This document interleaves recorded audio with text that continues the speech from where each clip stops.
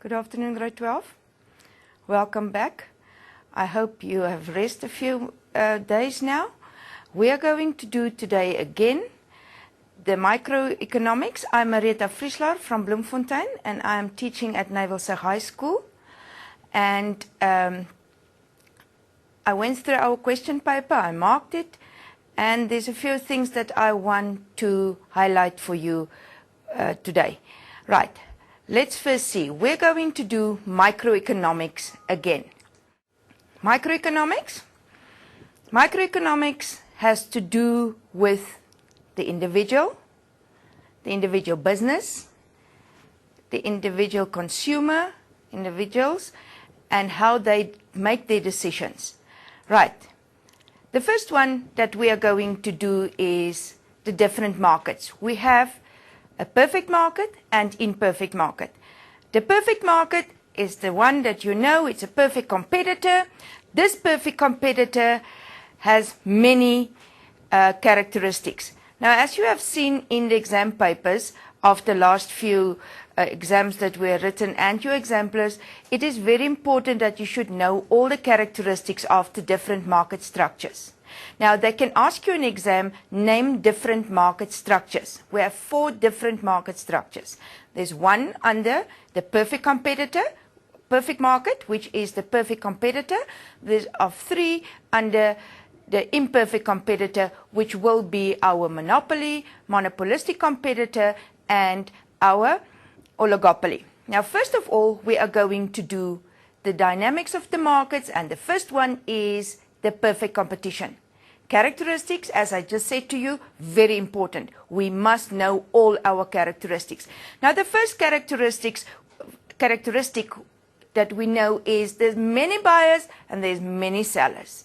This is very important. And remember, there are no barriers to enter or to exit. So you can start a business, you can close down your business. Nobody is going to prohibit you from that. The product is homogeneous. What does it mean when we say our product is homogeneous? The product is identical, né? And this is important. Buyers know where they can obtain each product at the lowest possible price. You know where you can go and buy a loaf of bread at the lowest price. You know what a tin of cool drink is supposed to cost. So you have all the information about that. All firms are able to use the most efficient technology that is available. There's not a lot of transport cost, and, which is very important here, there are no government intervention. The government is not going to interfere. The government is not going to tell you how to run your business and what to do with it. And remember, we as perfect competitors are price takers. We cannot make the price. We are price takers. Now, in an industry, so for example, it is the dairy industry. There is the whole industry of dairy producers. You as a small little individual is just one of the whole industry. Now, how do we establish a price when we talk about a market and an individual producer? The price, how you in a market, is the normal demand and supply curve, and where the two of them meet, there we have our equilibrium. And this is also the price, and this is then the quantity of which you're going to sell that product. Right. Now, because the individual producer are just one small part of the whole market, he is a price taker. Therefore, he have a horizontal demand curve. A horizontal demand curve, which is also the average revenue curve, which is also your marginal revenue curve. They can sell their products, different products, but it must be at that price that the market was establishing. Right. Now, if we look at this, then we will see if the producer decide to increase his price to P1, then he will see that nobody is going to buy from him because the price is too high. When he's decreasing his price to P0, then He can get that, but it will be foolish to do that because the market, the consumers are prepared to pay that amount of money. Right. Let's see. Next one. Here we have this. I want us to have a look at this graph of the perfect competitor and make sure that you can draw it properly. We have our cost or price axis here. We have our quantity at the bottom. Remember, we have a straight demand curve, which is the average revenue curve, which is also your marginal revenue curve. Yes, right. Now we have the two revenue curves already. We have the average revenue and we have the marginal revenue. Now we are going to do the cost curves. The first one that we're going to do is this one here, which is your marginal cost curve. The marginal cost is what it costs to produce one extra unit. Right. And then we have our average cost. This is what it costs to produce an average. This is the cost of an average product. Right. Now, what are we going to look at then? We're first going to look at profit maximization. Where do you find that? Where marginal cost is equal to marginal revenue. And that is exactly there. That is your equilibrium. And this is then your profit maximization point. Right. Secondly, you are going to look at, yes, can you remember? The average cost. We are going to look what it costs to produce one product. Right. So the average cost is equal to our average revenue. In other words, we are not making a loss. We are not making economic profit here. We are making normal profit. Right, Matrix? Are we with each other? That part there is then your normal profit. Because your average revenue, what you get for one product, and your average cost, what it costs you to produce one product, is exactly the same. Right. Now, let's quickly go and then we draw it quickly on the graph. Let's quickly do it there. We have there our price or your cost curve. Kom ons sê, your price or your cost curve. We have here our quantity. Can you remember I said that it is a straight horizontal demand curve? Yeah.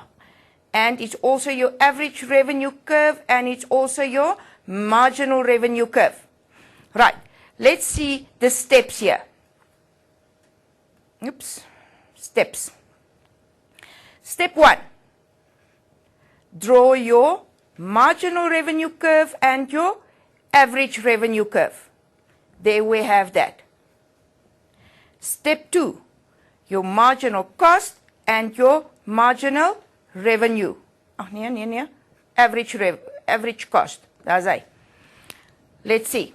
This one is your marginal cost curve. What it costs to produce one extra product. Do we have that? Yes. Then average cost. Let's do this one. There is your average cost curve. There we have it. Right. Step number 3. What are we going to do here? Where is marginal cost equal to marginal revenue? And we call that profit maximization. Right. And where do we have that? It's exactly there. That is your equilibrium. And this is where marginal cost is equal to marginal revenue. It's equal to your profit maximization point. Right. Now we're going to look at step 4. Where is average cost and where is your average revenue? Where do you have that? There's your average cost. There's your average revenue. Exactly there. Also is your, in other words, they are equal and this is normal profit.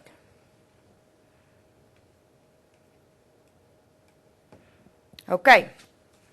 Right. Let's just take another one. This one is not so ugly. Right. Let's do this.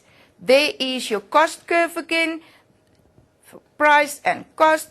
This is your quantity. Remember, there is a straight horizontal demand curve, which is also your average revenue, which is also your marginal revenue. Then you have your marginal cost curve. Okay? Marginal cost curve, and here you have your average cost curve. The steps. Where is your cost curves? There's your cost curves. Revenue. Revenue curves. There it is. And then we are going to look at profit maximization. Where is profit maximization? Where marginal cost is equal to marginal revenue. Where is this? Is exactly there. All right. Matrix, are we with each other? Number 4. What about our average cost? This is important. Look at our average cost. And then we will see here that our average cost is lower than our average revenue. And what does this tell us then? Average cost is smaller than our average revenue. And this gives us economic profit. What is this? This is economic profit.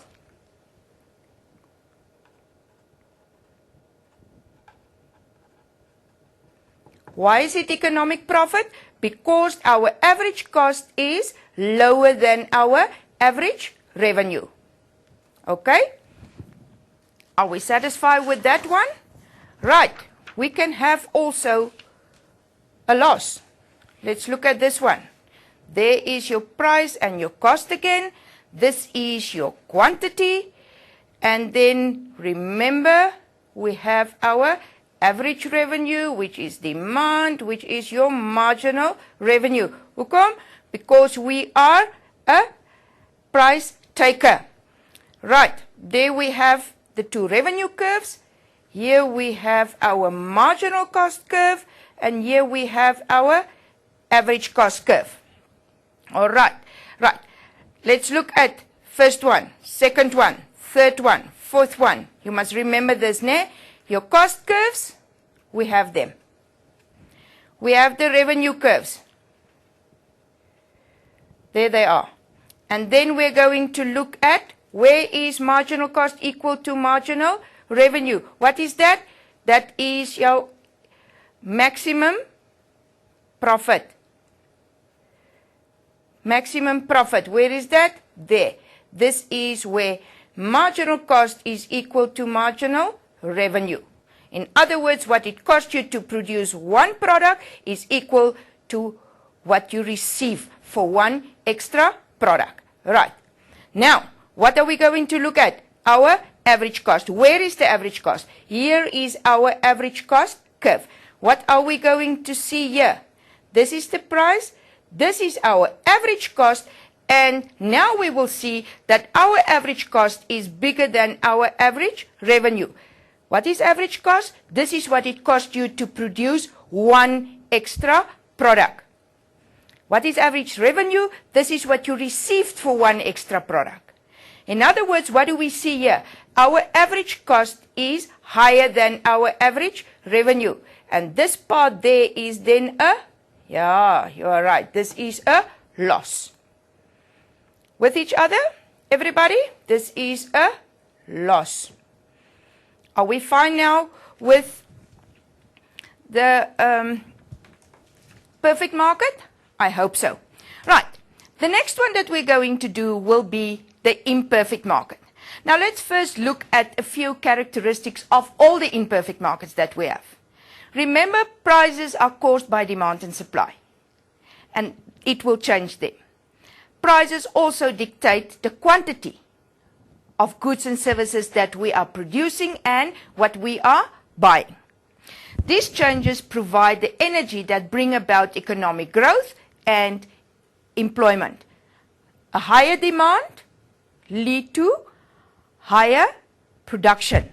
Higher production lead to economic growth, which also lead to employment. Razai. The main characteristic of a perfect competitor are that there are many buyers and sellers, and that they are negotiating on the market by means of demand and supply the prices.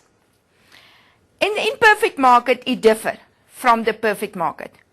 How does it differ? Because it's also the same demand and supply, but here we just have one supplier of a product. Now, let's look at the characteristics of a imperfect market.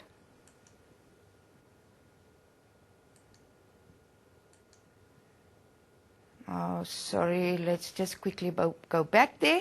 There you have it. Right, the next one, the characteristics. An imperfect business are price makers and price setters. How can they do that? Because they are the only provider of a specific product. Perfect markets are classified into three main markets. What are they? You know them. There's the monopoly. There you have the monopolistic competitor, and you have the oligopolist. Okay, let's see. The first one that we're going to do is the monopoly. Now, the monopoly is the one that we all know here. And we are first going to do this one. What is a monopoly? A monopoly is when there's only one seller of goods and services for which there are no close substitute. And the one that we all know is Eskom. All right. What are the characteristics of a monopoly? The first characteristic is no competition. There's only one business that controls the supply of goods and services. We know that, ne? Like Eskom is providing us with electricity and nobody else. The next one, there's no close substitute.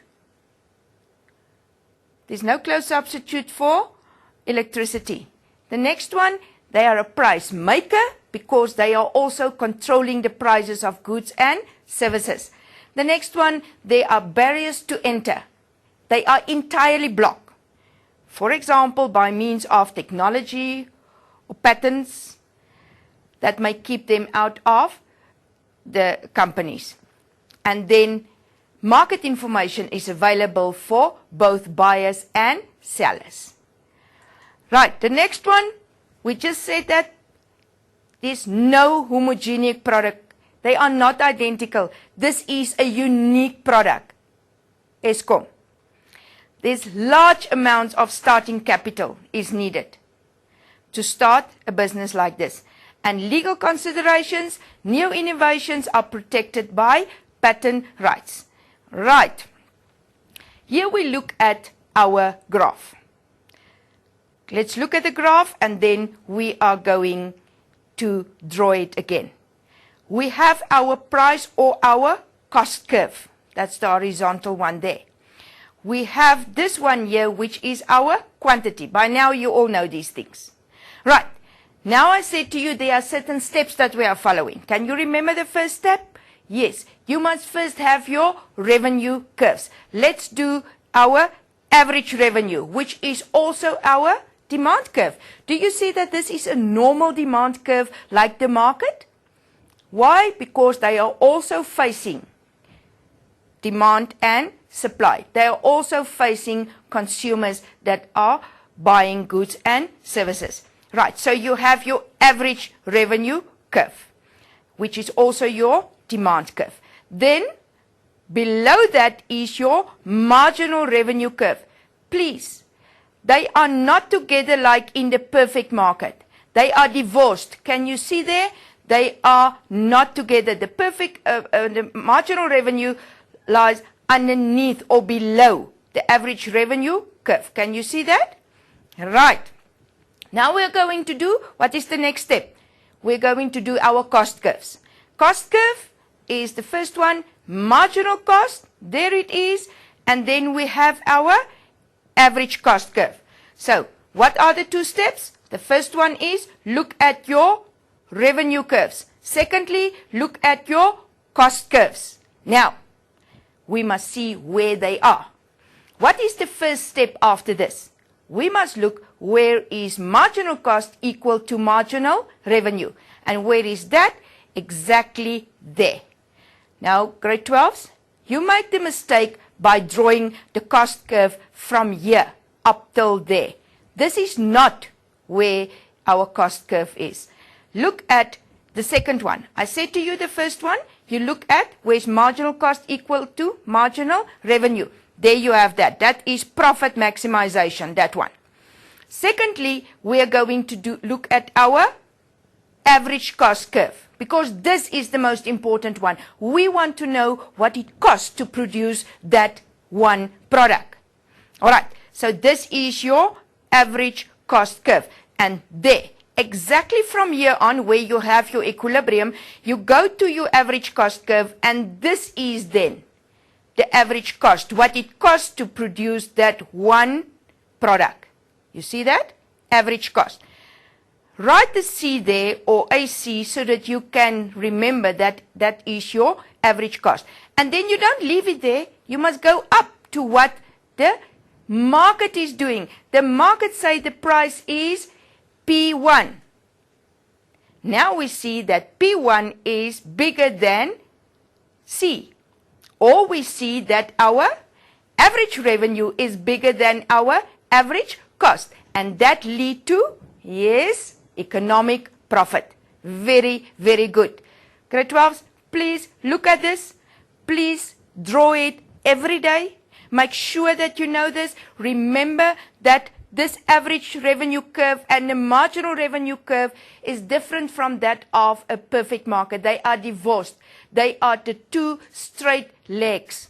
You see, the revenue is straight legs and the cost curves are bowed. All right? Let's quickly do it on our paper here. Let's quickly, everybody have a paper with them. Everybody have a pen, and we are going to draw this now. Once again, let's do that one. This is your price or your cost curve axis, price or cost. This one is your quantity. Right. Now, step 1, step 2, step 3, step 4. Yeah, you're going to get very bored with this, but you must do it this way. The first one that we're going to do is your revenue. Let's start with your revenue curve. And then you're going to have your cost curve. And then cost curves, and then we are going to look at where is marginal cost equal to marginal revenue. And then we are going to look at average cost. Those are the steps that we are going to follow. Revenue curves. Which revenue curves are there? Average revenue and marginal revenue. Remember I said to you that it's not a straight line. They are not the same. They are divorced. The one go this way, the other one go that way. Let's quickly see.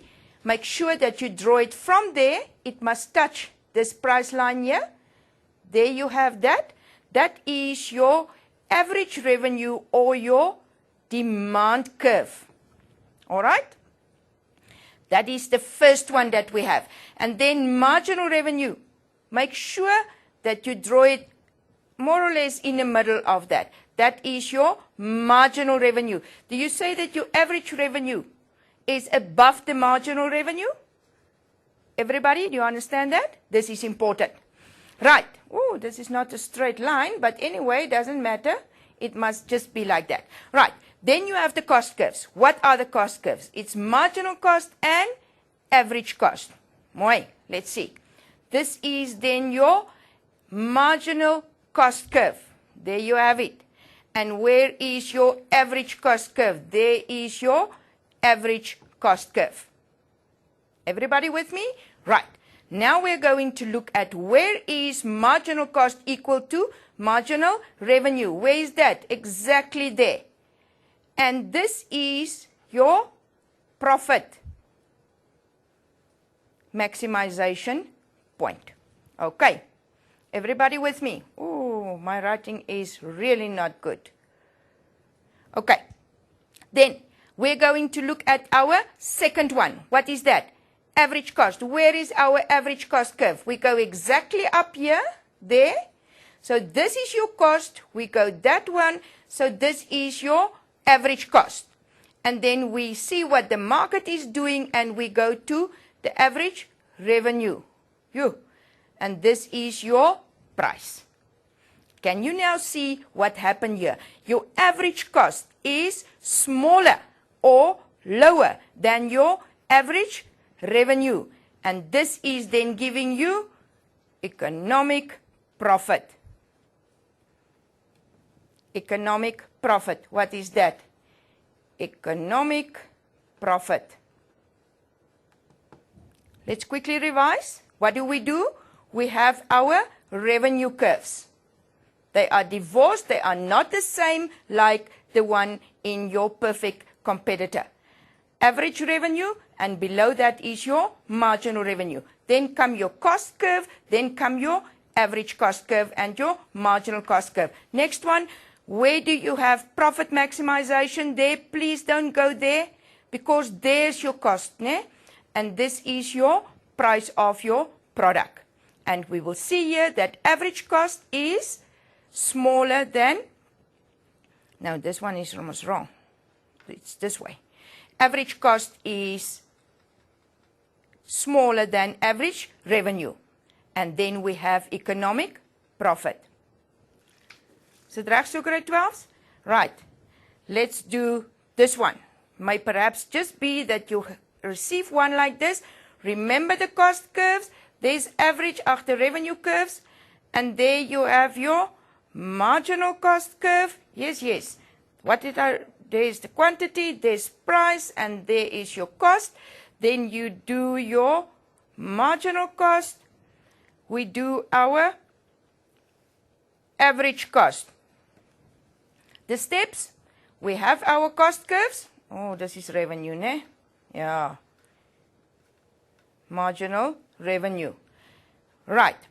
Okay. Then you have your marginal cost and average cost. Now, this is profit maximization, where marginal cost is equal to marginal revenue. And then you go up till there. This is what it cost you. And this is exactly also the price. So what do we see here?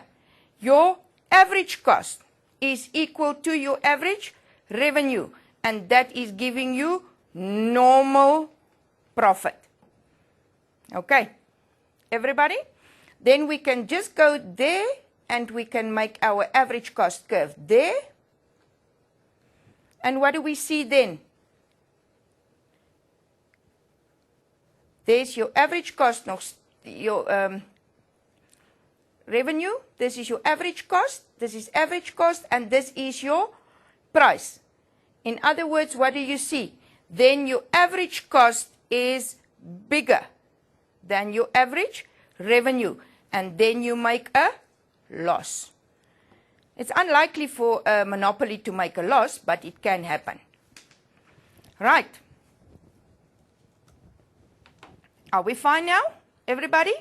We understand now this, and we are going to come back to that later on when we do a little bit of revision. The next one that we have here, the next imperfect market is the oligopoly.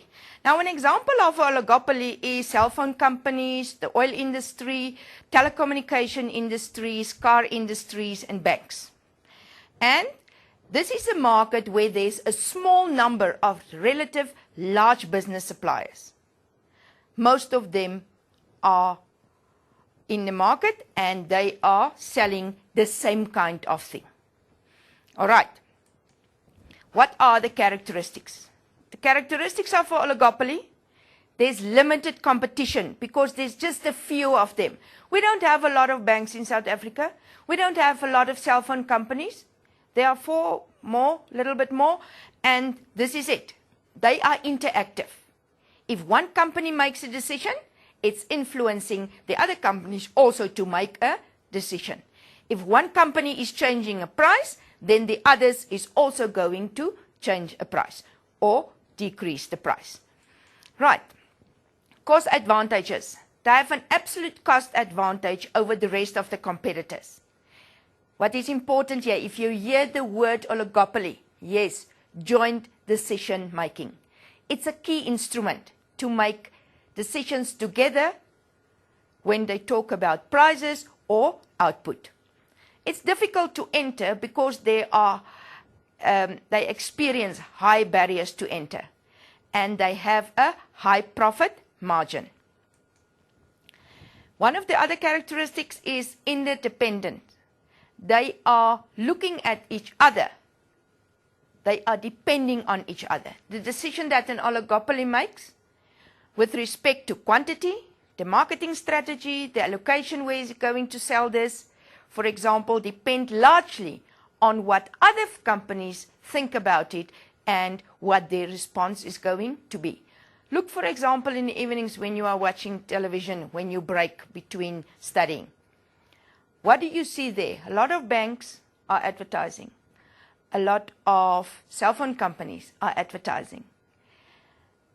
Their products just differ. It's not really the prices, it's the products that is different. The services that they are delivering. All right. Now, if we look at oligopolies, we must look at collusion. Now, collusion takes place when two or more of these companies are coming together, whether it's illegal or not, and then they are deciding on prices and the output. Now, it takes two forms.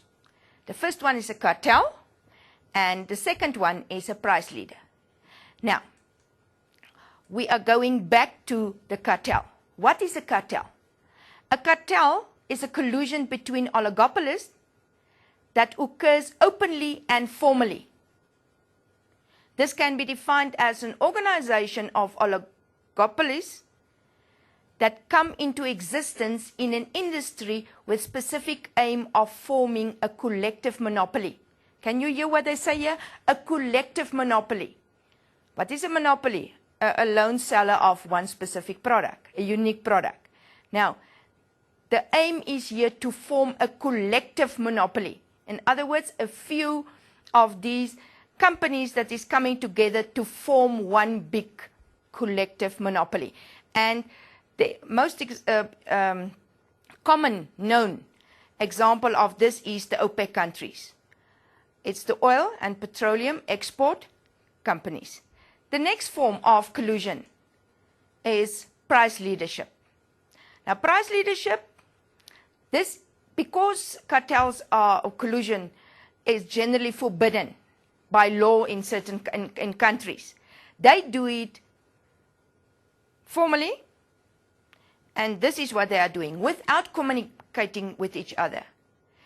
They are concluding formal agreements, and they reduce their prices or increase their prices.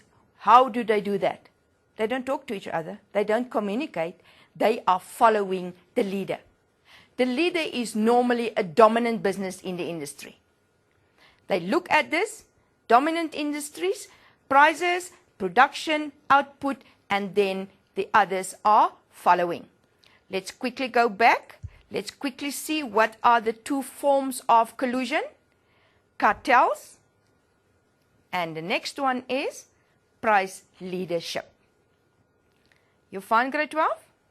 Wonderful. The next characteristic is non-price competition. Now, in many exams, they ask this, non-price competition. Non-price competition include the following. Product differentiation. I just said to you that products are different.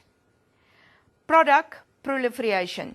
Different ranges of product that cater for many different markets. And then, very important, advertisement.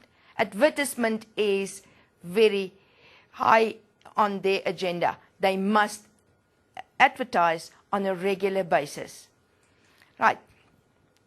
You also know that the kink demand curve is the demand curve of oligopolists. Why is it like that? There is your normal demand curve. There is your marginal revenue curve of a normal individual monopolist. And there you have your cost curves. Now, where is marginal cost equal to marginal revenue? Exactly there. There you have that. And there is the second one. Now, many times it happened that the oligopolist decide he's going to increase his prices. And for that time, he has then a elastic demand curve, because he's the only one that is increasing his prices. And he is also then losing shares in the market. Then what happened is, for a while, he has then a kink demand curve, and when the prices are decreasing, then everybody is following. Why are they following? So that they also have a share in the market. So will you remember that the kink demand curve is that of a oligopolist? Okay. Monopolistic competitor. Now, the word can tell you, it's a little bit monopolistic, it's a little bit perfect competitor. There are a lot of monopolistic competitors in South Africa. Not as many as the perfect market. Not as little as the oligopoly. And it's only not one, but they are there. Let's quickly see. There you see the different examples that I have here for you of oligopolistic competitors in South Africa or in the world. There are relatively many firms and buyers. That is normal, né? That is like a perfect competitor.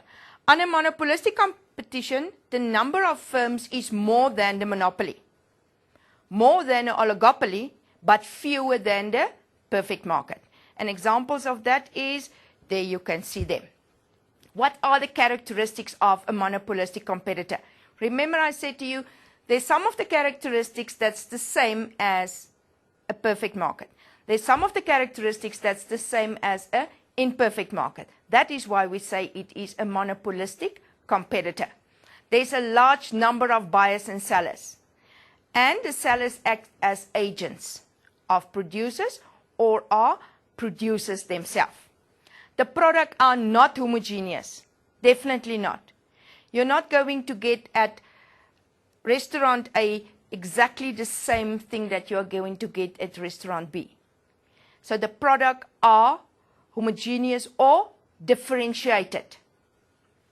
All right. Entry into the market is easy and free, just as the perfect competitor. There are no barriers like licenses and permits and complicated plant designs and stuff like that. Right. The next one, market information. And this one, please remember this one. They say there, the information for both the buyers and the sellers is incomplete. It's not like the perfect competitor or the monopolist. They have incomplete information about the market. And this one, they are asking numerous times in a question paper for the oligopoly and the monopolistic competitor. Non-price competition. They are not fighting in the market with prices.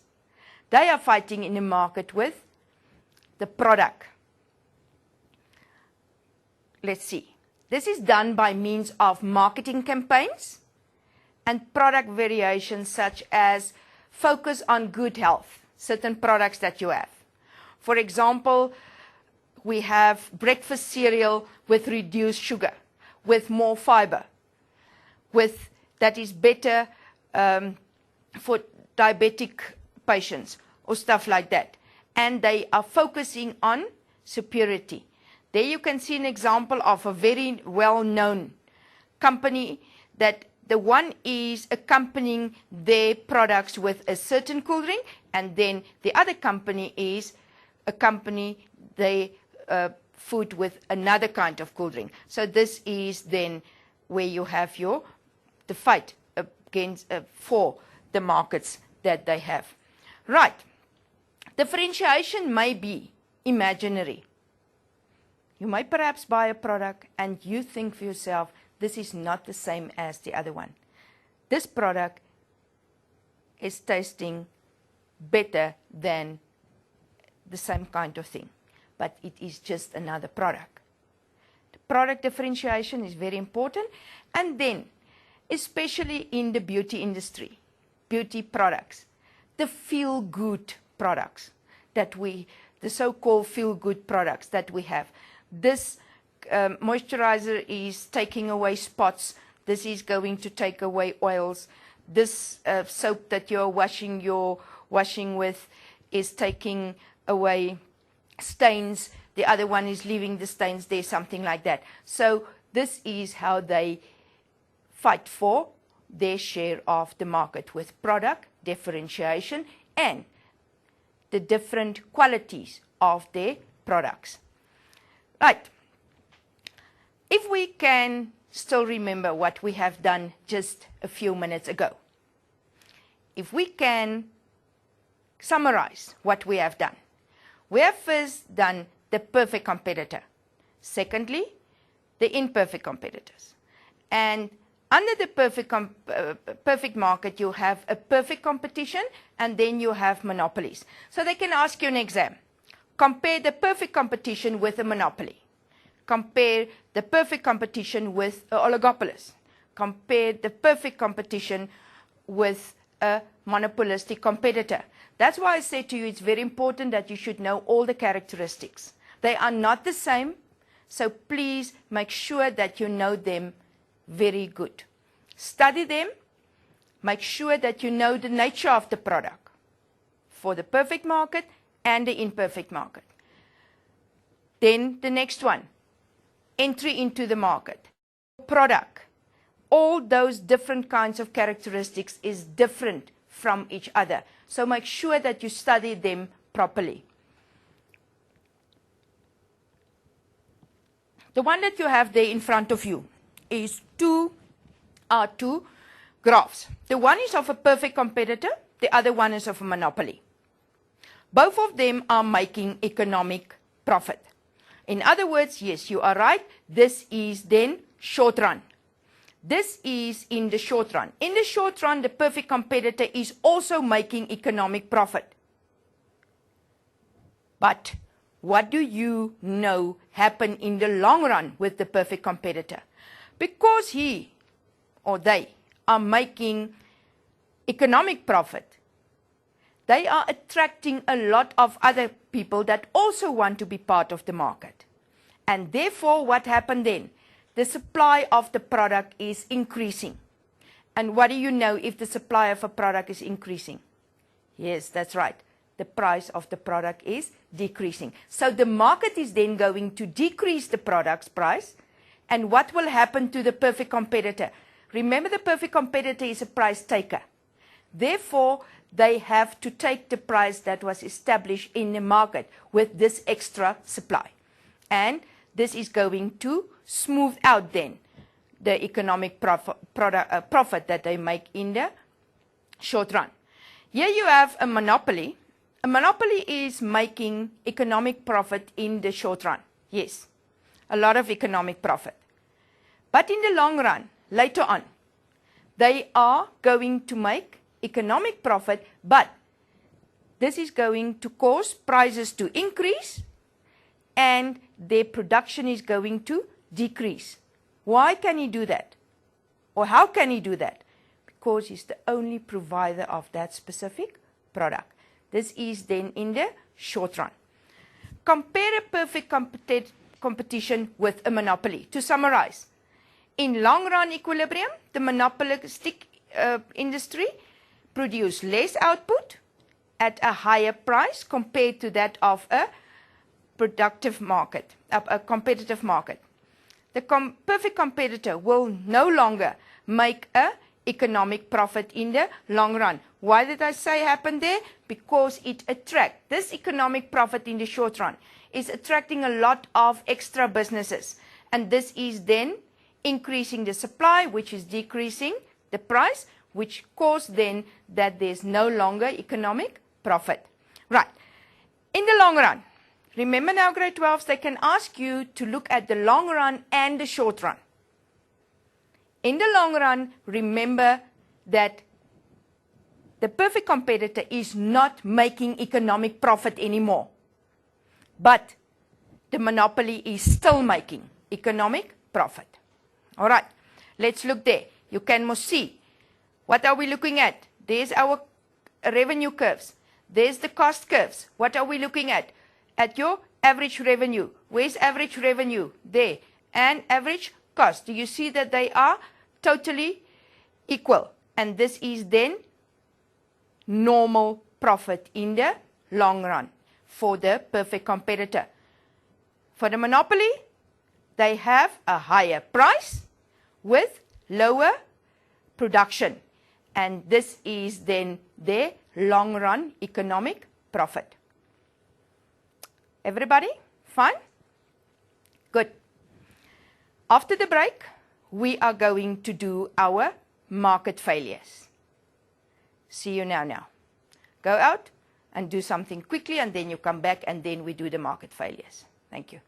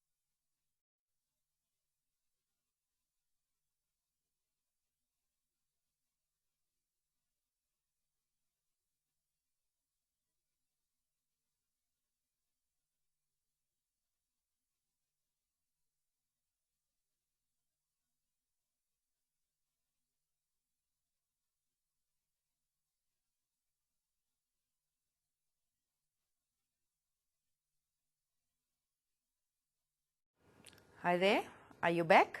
Right, we just received a question, what is profit maximization for a monopoly? Now, can you remember that we have done profit maximization not that few minutes ago? What did we say, what is profit maximization? That is what you ask us now. Maximization. That is where your marginal cost is equal to your marginal revenue. That is exactly for the perfect competitor and for the imperfect competitor. Where do you get profit maximization? This is where marginal cost is equal to marginal revenue. Now, grade 12, if we are looking at our cost when we are adding up what it costs us to produce certain products, we are going to look at, for example, what do you need to produce? The 4 factors of production. Remember, we have done it in grade 10. Eh? It's labor, it's land or natural resources, entrepreneurship, and capital. Now, before you can produce anything, you need the 4 factors of production. Now, what is the remuneration for labor? Wages. What is the remuneration for land? Rent. Entrepreneurship? Profit. Capital? Interest. Interest. Right. Now, if you want to know what is your marginal cost or your average cost or your marginal cost, then you are going to look at what it costs you. What is your wages? What is your rent? What is your profit? What is your interest? And this is how you are going to add up your cost of your production.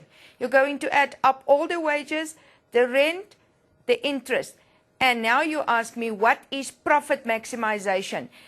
Remember that your price already have profit in. So if you make more profit, that is profit over and above the profit that you already make if you make normal profit. So profit maximization is where your marginal cost In other words, what it costs to produce one extra product is equal to what you are going to receive for one specific product. So when your cost is equal to your marginal cost equal to marginal revenue, doesn't mean that you don't make profit. The profit is most already included in your price, in your cost, when you add up all those things. Are we fine with each other? Let's quickly do it again. What is profit maximization? This is where marginal cost is equal to marginal revenue. That you know. Now, how do you add up what this product is going to cost you? You're going to look at all four your factors of production. And you are going to look, what is the cost of production for labor? Wages. Cost of production for land? Rent. Entrepreneurship? Profit. Capital? Interest. Now you add up wages plus rent plus profit plus interest, and this is then your production cost. So the price that you have here, your marginal cost, already include profit. Okay? You find grade 12? I hope that answers your question. Next, what we're going to do is your market failures. Now, can you remember that in your September exam, as well as in your June exam, they asked this question: discuss the market failures. Now, remember what I said to you before. A market failure is not when the ruling political party in the country is losing the election. It is not when the government is not producing. A market failure is when the market does not achieve the technical efficiency or the locative efficiency. Now, can you remember that in grade 10 you have done a production possibility curve? Yeah, you will say, oh, why? Now, remember from grade 10, we're going to grade 11, we're going to grade 12, so this is important. A production possibility curve gave us two possible production of certain products. Now, it is important that when we are doing market failures, we must know what is technical efficiency, productive efficiency, and Pareto efficiency. Let's quickly go there. Then we can quickly look at that. Market failures occur when markets do not achieve technical or productive and locative efficiency.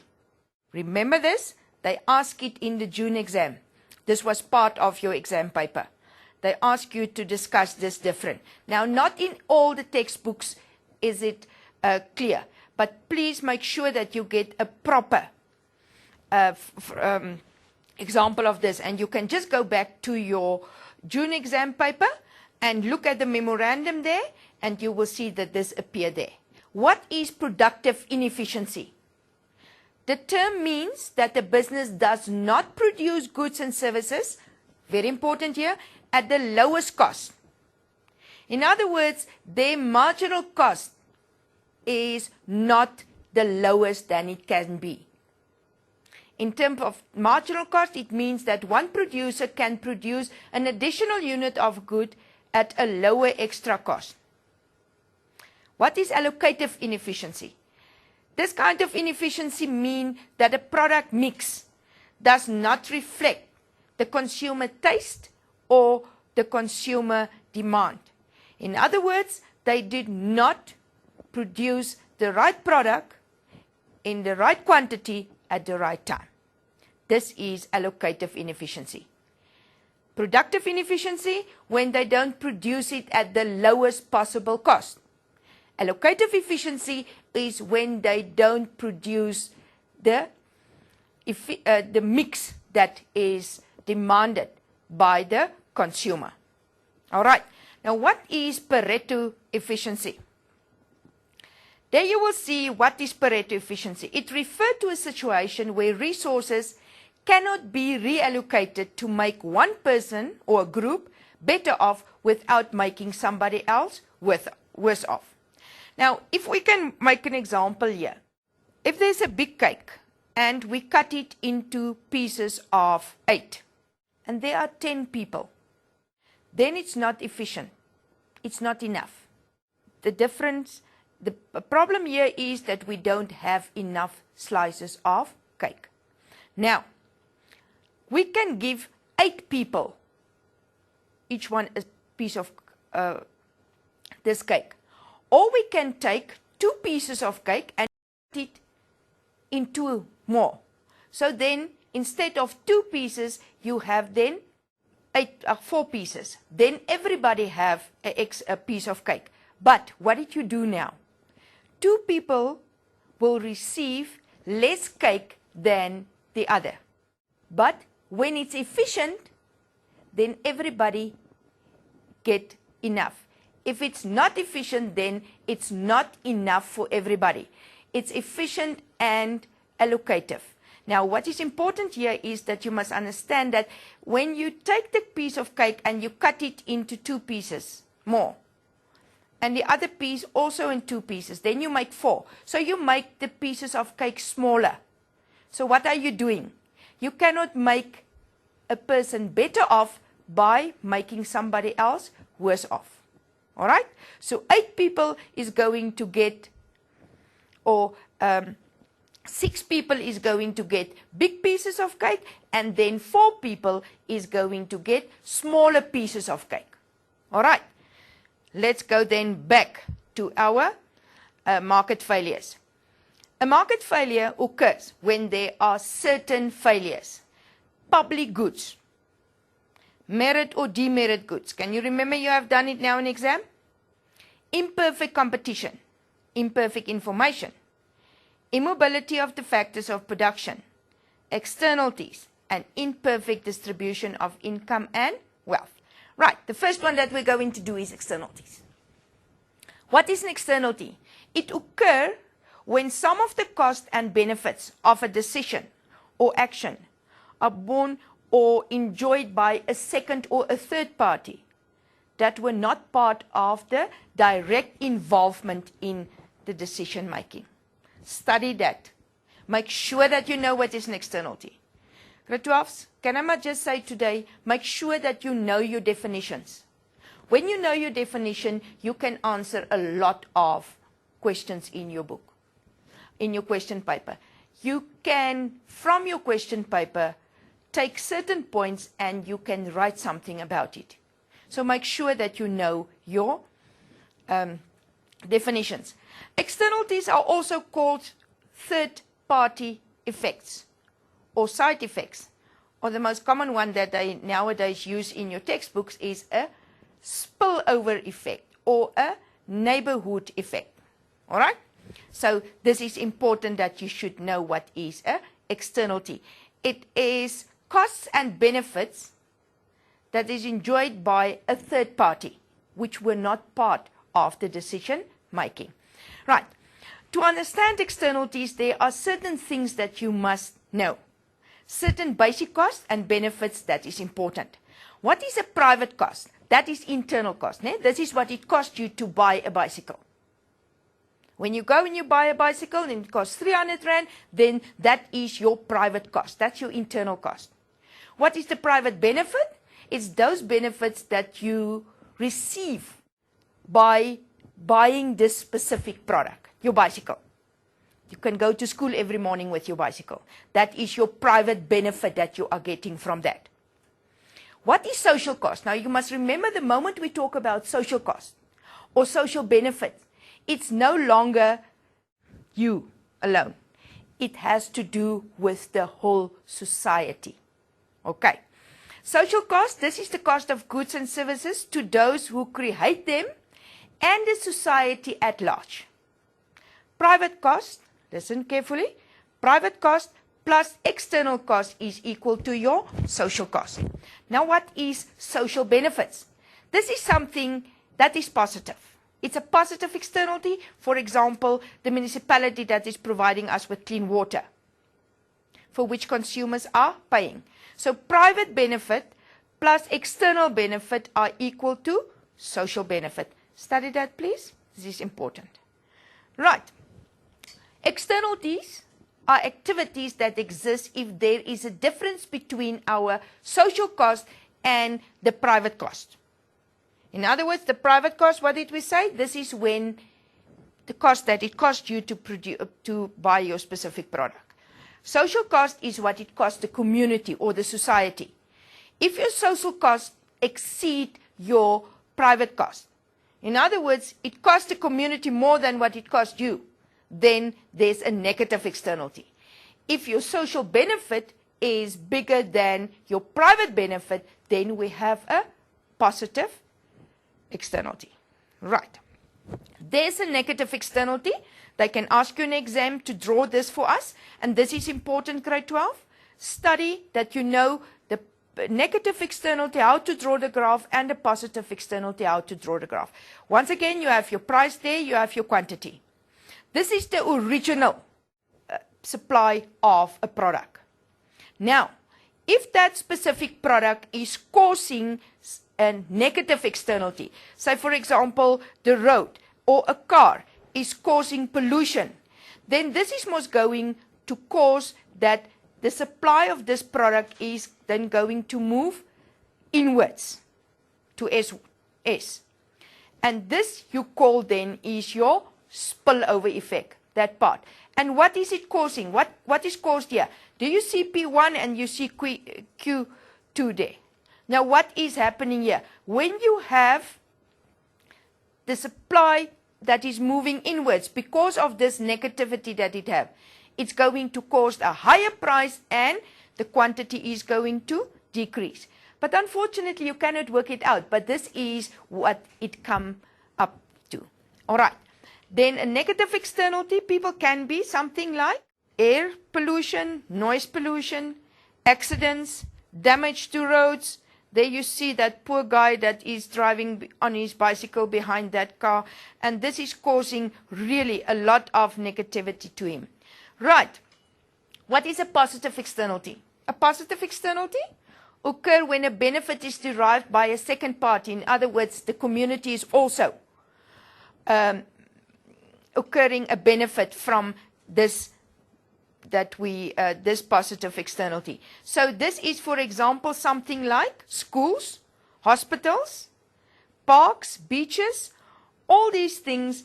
If there's somebody if there's a good school in the vicinity, if there is a good hospital, then it is a positive externality. And what is happening here then? If that is a positive externality, that will cause then the demand to increase. People want more of that. Now what happens if demand increases? The price is immediately increasing and the quantity is also increasing. Do you see the difference now between a positive externality and a negative externality? Do you see a positive externality, a negative externality? The supply curve is moving inwards. That causes higher prices and lower production. If we go to positive externalities, there the demand curve is moving outwards. That causes also higher prices, but here it causes that our quantity is more. All right? Everybody with me? Good. Now we have done those. You must study that, please. Azai. The next one that we have is public goods. Now, the definition is called collective or social goods. Those are goods which are provided for all of us, and it's open for everybody in the community. Community goods like defense force, police services, street lights, flood control, and then you get collective goods. Community goods is free. Collective goods you have to pay for. So parks, beaches, streets, public transport, etc., etc. Okay. Public goods have two features, non-rivalry and non-excludability. Non-rivalry, study this. They ask this sometimes as shorter questions. Discuss the term non-rivalry. Discuss the term non-excludability. Free riders. You must know what is this. It's important. Short questions. This means that one person enjoy non-rivalry of goods does not reduce other people's enjoyment. For example, if they use this lighthouse, it doesn't mean that somebody else cannot use it. They don't use it up. Non-excludability, people who are not willing to pay for this cannot be excluded from enjoying them. They are known as free riders. For example, people that don't pay their TV licenses and radio licenses. This is free riders in South Africa.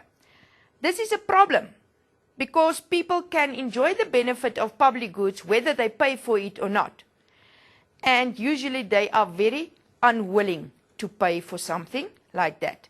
The provision of public goods is in the hand of the government, and the production of these goods may be done sometimes by private firms, but the government is paying for them. And it may sometimes be done by the private sector, if the private sector have money. But remember, public goods is normally done by the government because it requires a lot of money. In South Africa, most goods and services in the economy are private goods, but there are certain things that need to be produced by the government, as I just said to you, because that require a lot of capital. The next market failure is merit and demerit goods.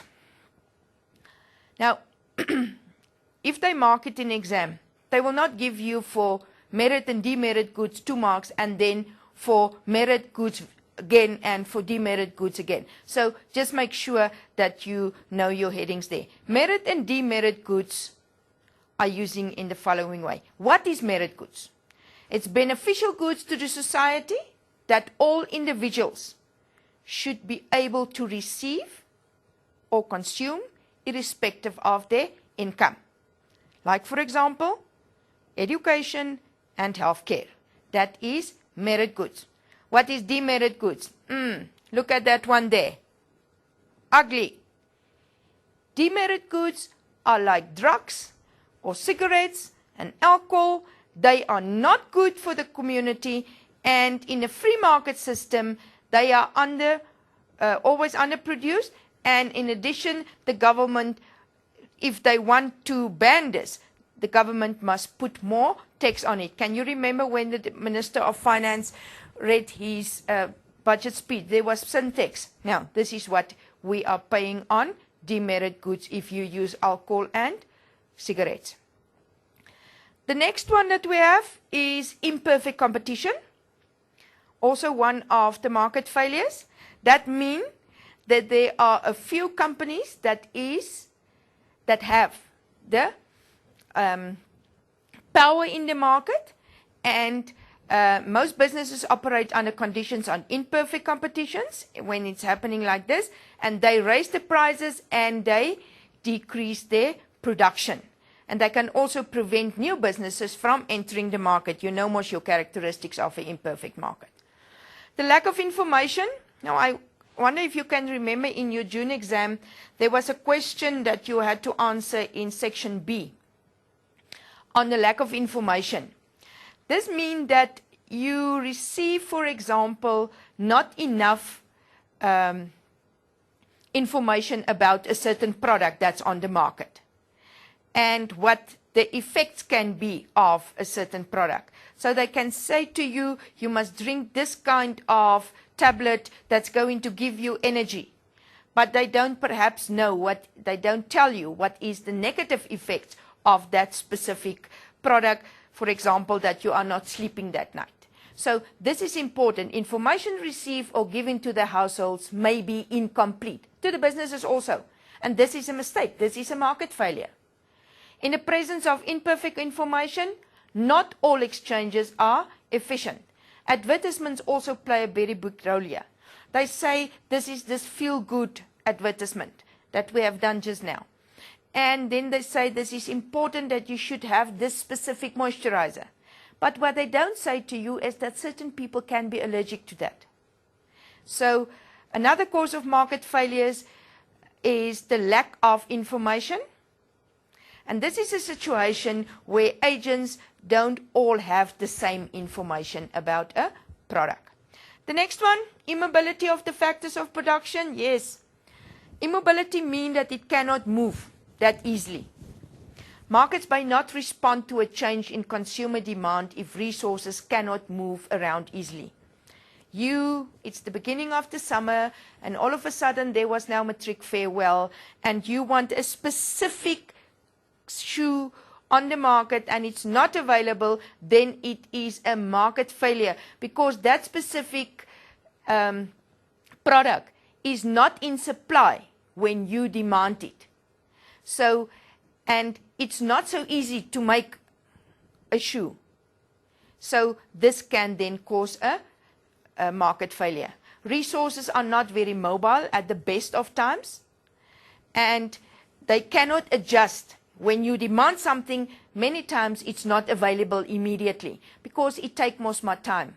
In the short run, the supply is fixed, and over a longer run, then the supply will be available again. Labor may take time to move from one job to another. You may work in Bloemfontein, and they ask you that next Monday you must start working in Johannesburg. It's easy to drive there. But what about your house? What about your job, your friends, your family, everybody that you leave behind here? So the person can go there, but it is difficult to move, especially when it is physical capital. Then it's not possible to move it that easily. So next one, imperfect distribution of income and wealth. Now this can be because of certain aspects in our economy. Free markets tend to generate an unequal distribution of income and wealth. That means that if you have a business and you make a lot of money in that business, then somebody else is not sharing. Other people are not sharing in your business. In other words, income is not equally distributed. You receive a lot of profit, you have a beautiful car, a beautiful house because it's your business. But somebody else is not so fortunate and the income is then not equally distributed in a country. It can also be because of certain political systems that we had in the past. And free market systems reward certain participants better than others, is what I just said to you. This is caused by a number of factors. A difference in market power, an initial distribution of wealth. In other words, from the beginning it was not right. Unequal access to markets and educational opportunities. People perhaps don't have access to markets. They don't have access to education. In other words, they cannot better themselves. They cannot become a trained person and better opportunities so that they can also earn a better income more equally. And then discrimination, as I said, discrimination on the basis of race, gender, that kind of thing. Now, this is then your imperfect distribution of wealth and income. Now, let's quickly go back to them because I want you to know them all. Let's quickly see. Public goods, merit and demerit goods, imperfect competition when there's just one person, imperfect information where the information is not up to date, not for the producer, not for the consumer. Externalities, different externalities like negative externalities like pollution and noise and that kind of thing, and positive externalities like education and hospitals and those kinds of things, healthcare. And then imperfect distribution of wealth and income. Now, grade 12s, I hope you all understand what was going on here. I want you to love your subject. Do a mind change. Make sure that you understand what you are learning. This is unfortunately not a subject that you can so much study by heart and then go and write everything down. You must sometimes apply what you have learned, what you have studied. Information is very important in that sense that we must use previous information to answer some of our questions. I hope you understand what is all this about. You know that this is part of paper 2. So paper 2 is your market failures, your different market structures. Later on, I'm sure you have done most earlier this morning or yesterday, you have done most economic pursuits. And There you have done inflation, and you have done tourism and environmental studies. This all form part of your paper 2. Thank you.